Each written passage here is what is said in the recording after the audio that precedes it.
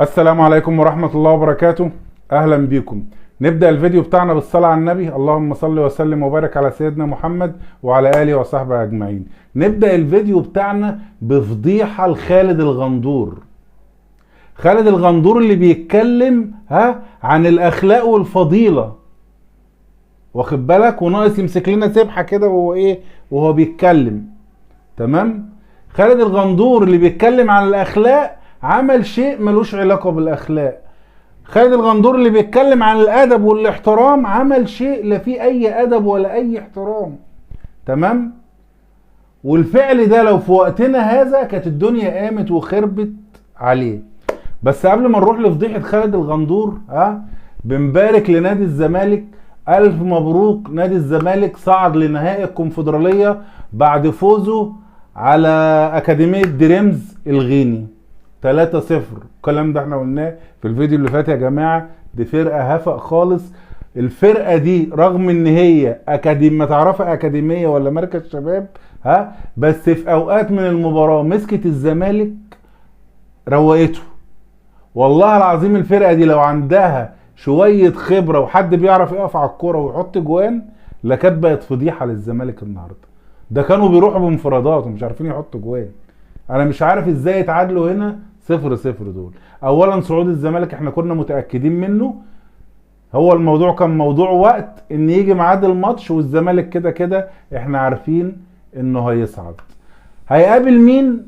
كلكم عارفين المشكلة اللي حاصلة بين اتحاد العاصمة ونهضة بركان. الماتش الاولاني الكاف ادى ماتش لنهضة بركان 3-0. كله قال لك اتحاد العاصمة هينسحب. لا، ده اتحاد العاصمة راح المغرب وهم نازلين قال لك لا احنا مش موافقين ان المغرب تلعب بالفالنة دي. شغل بقى لا مؤاخذة عيب كلام الواحد يقول. المهم المراقب عمل الواقعة بتاعتهم والماتش الساعة 10 ومش عارفين الماتش هيتلعب ولا هيحصل ايه. كده الزمالك في النهائي ونهضة بركان عنده 3 بونت. مش عارفين بقى الماتش هيبقى لنهضة بركان ولا الاتحاد العاصمة، والدنيا مش عارفينها راحة فين. نروح بقى للأستاذ خالد الغندور او الكابتن خالد الغندور او الشيخ خالد الغندور. اي حاجة عايز تقولها قولها، عشان بس الناس اللي بتقعد في القنوات وبتدعي الفضيلة والاخلاق ما تقعدش تمثل على الناس. تمام. بس بالامانة خالد الغندور شخص متربي، عشان نكون واضحين وصادقين في الكلام، عشان بس ما نبقاش بنغلط في حد. هو شخص متربي. الفيديو ده قديم جدا ليه يا جماعة؟ فانا عايز اشرح له ان انت وانت قديم وانت صغير ولسه شاب في النادي وبتاع ممكن تعمل حاجات لو في وقتنا هذا يعاقب عليها القانون. ده سب الدين للحكم في قلب السماعة، وخرب الدنيا ولا حد عاقبه ولا حد عمل له حاجة. قبل ما اوريكم الفيديو ده نشوف الفيديو بتاعه ده مع احمد جمال وهو بيقارن بين خالد بوطيب وحسين الشحات، وبعدين نجيب له الفيديو بتاعه الزبد الحلو ده. نسمعوا الفيديو ده ونرجع لبعض تاني. ده تناول اعلامي وعلى حسب. انا بكلمك على عداله. لا انا بكلمك على تعالى اكتر بقى. خالد بوطيب لما جه قال لك يا عم ايه الصفقه اللي انتوا جايبينها؟ صفقه فاشله. وبعد كده شويه قال لك عنده اصابه مزمنه. اصابه مزمنه. زي كاسونجو كده هيروح فين؟ خالد بوطيب اصابه مزمنه. وبعد كده كان في نفس التوقيت حسين الشحات جاي. صحيح. حسين الشحات جاي النادي الاهلي. وفي نفس الوقت خالد بوطيب جه فين؟ نادي الزمالك. نادي الزمالك. تمام. خالد بوطيب بيلعب فين؟ في تركيا. حسين الشحات بيلعب فين؟ في العين الاماراتي. دوري الاماراتي. من اقوى؟ لا، الدوري التركي طبعا. تمام. خالد بوطيب لعب فين؟ جاب جون فين؟ في اسبانيا، في دخية، في كاس العالم. في دخية. خالد بوطيب بيلعب في منتخب المغرب. هداف المغرب. حسين الشحات بيلعب في المنتخب؟ لا. طيب خالد بوطيب هداف تصفيات المونديال المؤهله لكاس العالم بالنسبه لمنتخب المغرب. تمام. خالد بوطيب هاتريك في ماتش الجابون اللي وصلهم احد الماتشات اللي وصلتهم مظبوط كاس العالم. هاتريك. تمام. وفي كوت ديفوار دخل خالد بالطيب ما عندوش فكره، عنده 31 سنه، جايب ب1.5 مليون دولار. حسين الشحات جايب ب6.5 مليون دولار. ليه؟ عشان جاب جون في الترجي وعمل كده. تمام. جاب ووصل للنهائي وده اللي حصل. حسين الشحات اصبح في الاعلام المصري هو النجم الثمن الرائع، يعني ثمنه جميل جدا. واصبح خالد بالطيب اللي جاب جون في اسبانيا، اللي هداف المغرب، اللي راس حربة الاساسي بتاع المغرب، بقى ما عندوش فكره وعنده 31 سنه و1.5 مليون كتير عليه، واخر سنه ما لعبش بربع جنيه وجاب 5 اجوان مع الفريق التركي، وكمان بعد كل ده عنده اصابه مزمنه. طيب خالد بالطيب ابتدى يلعب وابتدى يجيب اجوان وابتدى يصنع اهداف وابتدى يلعب 90 دقيقه وبسم الله ما شاء الله ما عندوش اصابه مزمنه. صحيح. فهنا كل ده بيترد عليه في الملعب بعد كده. هو جاب جول في نصر حسين ضاي، عمل اسيست واكتر من اسيست لاوباما. لو كان في توفيق كان طلع السما. وهو حظه وحش بالمناسبه لما عمل واحده لاوباما اللي حطها فيرست تايم ديت ولا كلمه. خد بالك وماتش النهارده اللي كسب الزمالك الهدف الاولاني فتح المباراه. خد بالك حسين الشحات لعيب كويس طبعا. تمام مفيش خلاف طبعا. خالد بالطيب وبنحترم قيمته طبعا. فانا بكلمك بقارن لك على الاعلام وما يقول عن هذا. بص يعني وانت مغمض كده لعيب دولي، لعيب مش دولي، لعب كاس عالم، ما لعبش كاس عالم، ما اعرفش. فاهم؟ شفتوا خالد الغندور بيقارن بطيب بالشحات، بيقول لك ده لاعب دولي، ده لاعب مش دولي، ده لعب في كاس عالم، ده ما لعبش في كاس عالم، ده مش عارف جاب جون في مين، ده ما جابش جون مش عارف ايه، ده جيب 1.5 مليون دولار، ده جيب مش عارف ب200 مليون دولار. يعني بص عمال يسقط على الشحات وفي الاخر قال لك ايه؟ لا بس الشحات لعيب كويس، والتاني قاعد يقول له ايوه احمد جمال. ف كلام يعني ما فيهوش اي صدق ولا حقيقه ولا اي حاجه، كله كلام متزوق وفبركه. تعالى بقى لدلوقتي، خالد بوطيب اللي انت بتقول ب1.5 مليون،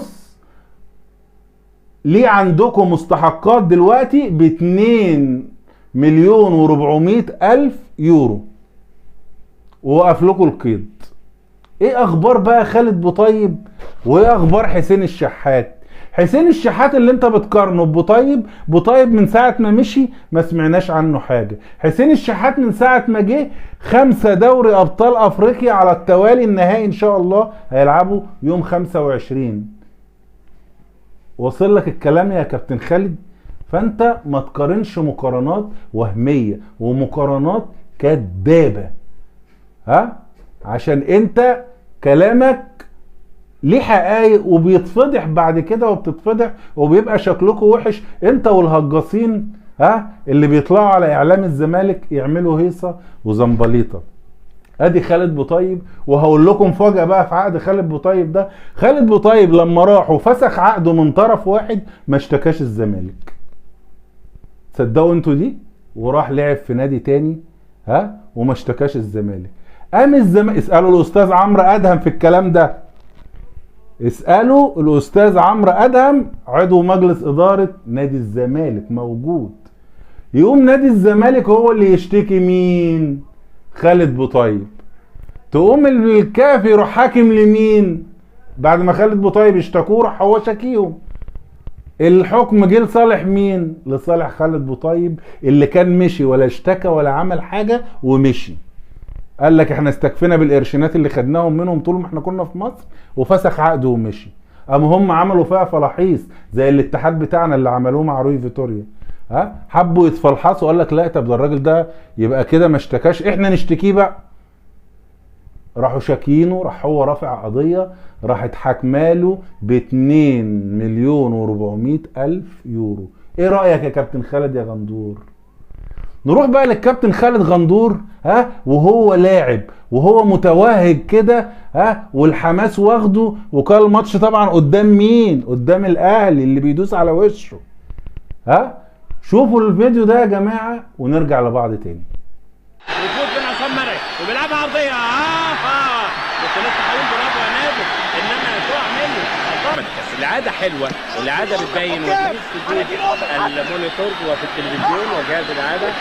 ونزل خالد الغندور بيكلم جابر مرسي.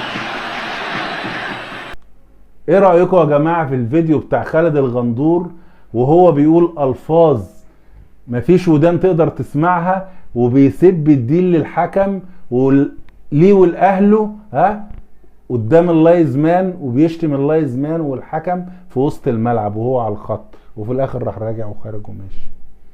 الراجل ده اللي بيتكلم عن الادب والاخلاق والفضيله. ماشي يا عم خالد يا غندور يا محترم، قبل ما تقعد تنصب محكمه لمحمد عبد المنعم وتقول له لا انت هو في حد يعمل سبرنت كده وهو مصاب وحد يعمل مش عارف ايه، قبل ما تتجنى على الناس وانت ما شفتش منها حاجه، ده مجرد توقعات، بص لنفسك اللي انت فضحتك بالصوت والصوره. ده كان اخر كلامنا لخالد الغندور يا جماعه. ونروح لاخبار الاهلي بسرعه. الاهلي يا جماعه بدون راحه بيستعد للاسماعيلي يوم الاربع ان شاء الله. الاهلي يا جماعه كل اللعيبه متاحه لكولر، كل اللعيبه اللي ما لعبتش وكل اللعيبه اللي راجعه المصابه كل ده هيلعب، لان عندنا ضغط مباريات اربع وسبت، نفضل كده على طول كل يومين ماتش. تمام. دي كانت اخبار النادي الاهلي. كابتن خالد بيبو ادى السولية 100,000 جنيه غرامة على الحركة اللي عملها بتاعت رمي الازازة، بس هو ما اعلنش عشان السولية لاعب كبير في الفرقة، وعشان انت يا سولية كبير ما ينفعش يطلع منك افعال الصغار. تمام. انت كبير، اتغيرت، كان مستواك مش هو، كولر غيرك، خلاص تجتهد وترجع تاني. انت الماتش اللي قبليه كنت نجم، يعني مفيش مشاكل. انت النهاردة مش حلو واتغيرت، خلاص عيد تاني وشغل نفسك واشتغل، لكن لا تعترض ولا تتضايق. وحصل خير ان شاء الله. شكرا لكم يا جماعة، وبعد اذنكم لايك وشير، واللي ما اشتركش في القناة يشترك ويفعل زر الجرس عشان يوصلوا كل جديد وحصري. السلام عليكم.